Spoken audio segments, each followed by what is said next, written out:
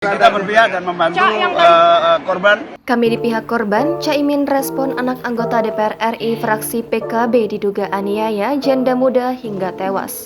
Ketua Umum Partai Kebangkitan Bangsa Muhaimin Iskandar angkat bicara terkait kasus wanita dianiaya anak anggota DPR diduga fraksi PKB hingga tewas. Sosok yang kerap disapa Caimin ini mengatakan telah menyerahkan seluruhnya terkait pengusutan kasus itu kepada aparat penegak hukum. Ya, biarkan proses hukum yang bicara.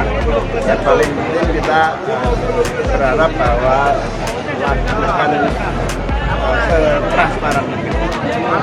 Muhaimin Iskandar tak memberi jawaban tegas saat ditanya terkait status pelaku yang disebut sebagai anak anggota DPR RI fraksi PKB.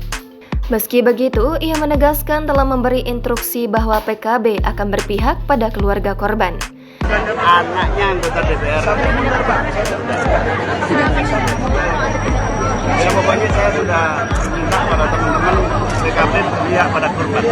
Seperti diketahui, janda muda asal Sukabumi, Jawa Barat bernama Dini Sera Afrianti, 29 tahun, meninggal dunia diduga dianiaya pacarnya saat berada di tempat karaoke di Surabaya, Jawa Timur pada Selasa 3 Oktober lalu.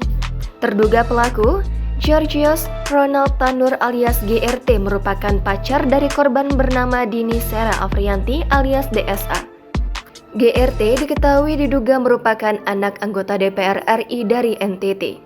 Dini dianiaya dengan tangan dilindas ban mobil hingga tak sadarkan diri sampai akhirnya meninggal dunia. Atas perbuatannya, GRT kini telah dilaporkan atas kasus penganiayaan yang mengakibatkan kematian. Terbaru, pihak kepolisian kini resmi menetapkan sosok GRT sebagai tersangka kasus tewasnya DSA, janda muda di Surabaya. GRT diketahui ditetapkan sebagai tersangka usai dirinya terbukti melakukan penganiayaan ke korban Dini hingga tewas. Hal tersebut diungkap langsung oleh pihak Polrestabes Surabaya melakukan konferensi pers yang disiarkan secara langsung di akun Instagramnya @humaspolrestabes Surabaya. Sejumlah saksi telah diperiksa jajaran Polrestabes Surabaya untuk mengungkap kasus ini. Rekaman CCTV di tempat hiburan malam juga telah diamankan untuk dijadikan barang bukti. Download Tribun X sekarang, menghadirkan lokal menjadi Indonesia.